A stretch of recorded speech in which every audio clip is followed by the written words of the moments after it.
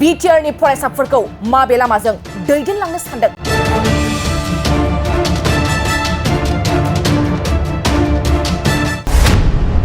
सानफ्रोमबो सोरखौबा सिरे सोरखौबा फुस्लायना राजखान्थिनि माला गानहोनाय बिपिएफ राजखान्थि हान्जायाव जगदान खालामदों सानैसो बिपिएफनि दैदेनगिरिया।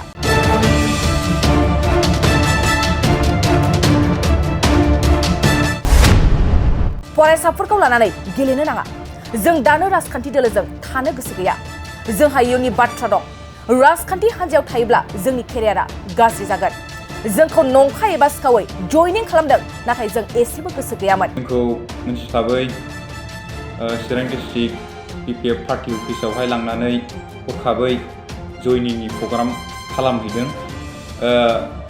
जों बेवहाय गोसोआ सुखुवाखैमोनब्लाबो माखासे खोथा बुंनो चान्स होआखै, चान्स मोननाय जायाखै। बिथांमोना माखासे खोथा लाखिनानै एबा खोथा सावरायनानै जोंखौ जयनिं खालामनाय जादों। जोंनि माखासे नाम लिस्टफोरखौ लानानै बिथांमोनहा जोंखौ फारि फारि जयनिं खालामहोदों।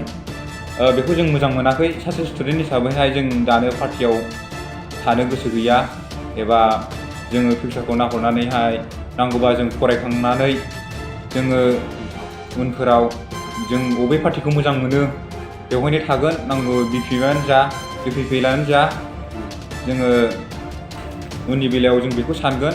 दा बिथांमोनहा जों स्टुडेन्टनि सायावहाय बेफोरबायदि जोंखौ लानानै राजखान्थि गेलेनो नाङा। जों मोजां मोनाखै बिथांमोनखौ, जोंखौ बिथांमोना थगायनानै लाना थांनानै बिपिएफआव जयनिं खालामहोदों। जोङो बेवहाय गोजोननाय गैया। जों दानो बेवहाय बेफोरबायदि पार्टियाव थानो गोसो गैया। बेखायनो जों क्लियार बुङो जे चिरां जिल्लानि सानैसो फरायसाफ्रा सोलिफु सरकारनियाव बैसागुनि फैसा बिनो थांनाया गुबुन राजखान्थि दोलो एबा काजलगाव जिल्ला बिपिएफ मावख'आव थांफ्लांना लानानै बिपिएफनि माला गाननो गोनां जानायखौ लानानै बेंटल फरायसालिमानि फरायसाफोरनि गोख्रों खेंफोरथि। नंगौ, चिरां जिल्लानि सिङाव थानाय मलेनदुबि आरो सिमलाबागान गामिनि करन बसुमतारी आरो प्रकाश कसारिया थांनाय 12 एप्रिल 2024 इंआव बेलासि समाव आथिखालनि बिटिआर सरकारनियाव माखासे गामिनि फरायसाफोर लोगो नांनानै बिटिआर सरकार एबा दैदेनगिरिनियाव बैसागुनि रां बिनो होनना थांदोंमोन। नाथाय बिथांमोनखौ गोरोन्थि काजलगाव जिल्ला बिपिएफ राजखान्थि हान्जानि मावख'आव लांना गोसो गैयाब्लाबो जगदान खालामनायखौ लानानै सानै फरायसाया गोख्रों रावजों दुखु मोननाय फोरमायदों। फरायसाफ्रा बुंदों, नंखाय बिपिएफ राजखान्थि हान्जायाव जगदान खालामदों सानैसो बिपिएफनि दैदेनगिरिया। फरायसाफोरखौ लानानै गेलेनो नाङा, जों दानो राजखान्थि दोलोजों थानो गोसो गैया, जोंहा इयुननि बाथ्रा दं, राजखान्थि हान्जायाव थायोब्ला जोंनि केरियारा गाज्रि जागोन, जोंखौ नंखाय एबा सिखावै जयनिं खालामदों, नाथाय जों एसेबो गोसो गैयामोन होनना खेंफोरथि होदों फरायसाफ्रा। खुलुमबाय, आंनि मुङा प्रकाश कसारी, आं सान्थिपुर सिमलाबागाननि। दा बिथाङा आंनि लोगो। आंनि मुङा कानन बसुमतारी, गामिया मलेनदुबि, पस्ट अफिस सान्थिपुर।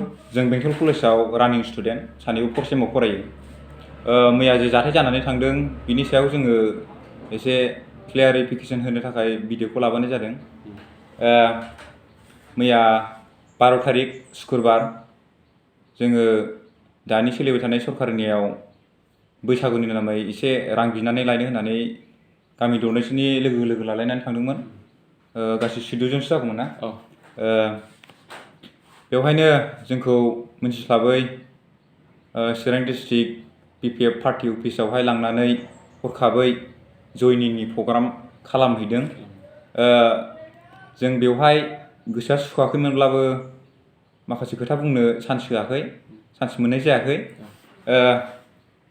बिथांमोना माखासे खोथा लाखिनानै एबा खोथा सावरायनानै जोंखौ जयनिं खालामनाय जादों।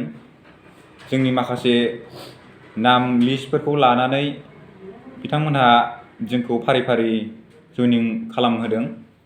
बेखौ जों मोजां मोनाखै। सासे स्टुडेन्ट हिसाबैहाय जों दानो पार्टियाव थानो गोसो गैया, एबा जोङो फिउचारखौ नाहरनानैहाय नांगौबा जों फरायखांनानै जोङो उनफोराव जों बबे पार्टिखौ मोजां मोनो बेवहायनो थागोन, नांगौ बिपिएफआनो जा बिपिपिएलआनो जा, जोङो उननि बेलायाव जों बेखौ सानगोन। दा बिथांमोनहा जों स्टुडेन्टनि सायावहाय बेफोरबायदि जोंखौ लानानै राजखान्थि गेलेनो नाङा। जों मोजां मोनाखै बिथांमोनखौ, जोंखौ बिथांमोना थगायनानै लाना थांनानै BPF आव जयनिं खालामहोदों।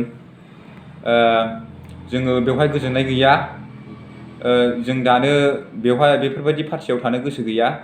बेखायनो जों क्लियार बुङो जे जों दानो बेफोरबायदि पार्टिजों लोब्बा जानानै खामानि मावा। मैया बिथांमोननि जयनिं खालामनायाव जों गोजोनाखै, एसेबो गोजोनथाराखै। मानो होनोब्ला बिथांमोना जोंखौ थगायनानैसो सोदों। सासे स्टुडेन्ट हिसाबै जोङो गावखौ साननांगौ जायो। मानो होनोब्ला फिउचारनि खोथा दङ। जों दुखु मोनदों, जों दुखु फोरमायो आरो इयुनाव आरो स्टुडेन्टखौ लानानै रावबो लिडारफोरा बेफोरबायदि दा गेलेथों। आरोबाव बेखौनो बुंनो सानो जे जोंनि दानि लिडारफोरा मानो स्टुडेन्टफोरखौ लानानै बेफोरबायदि खालामगासिनो दङ। गासिबो स्टुडेन्टफोरानो जे पार्टि लानानै थानांगौ बे नङा।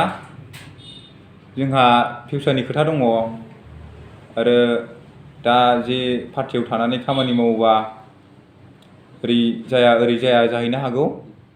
ओंखायनो जोङो क्लियार बुङो जे जों दानो खुनु पार्टियाव थानो सानाखै। जों दुखु फोरमायो जे मैया जे जाथाय जानानै थांदों बेवहाय जोंनि गोसो गैयि जाथाय जानानै थांबाय। माने बेयो सैथोथि नङा। मानो होनब्ला जोङो जेबो पार्टियावनो दानो थाथ'नो गोसो गैया। बेखायनो बे भिडिअखौ बुंनानै जों दोनथ'नाय जाबाय।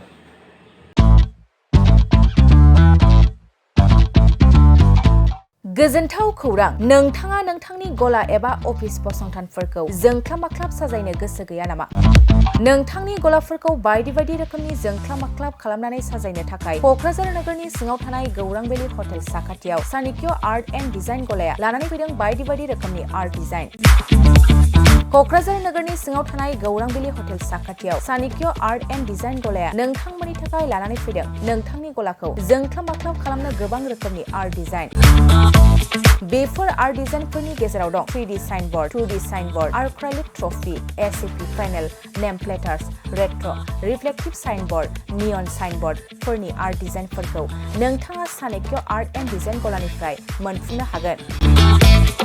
बेनि अनगायैबो इनग्रेविं, सार्भिस, आर्क्राइलिक लेटार काटिं, MDF जालि काटिं, लग', ग्राफिक्स डिजाइन आरो कास्टमाइज गिफ्ट आइटेम्सफोरखौ नोंथांमोननि गलानि थाखाय चाणक्य आर्ट एन्ड डिजाइन गलाया लानानै फैदों आर्ट डिजाइन।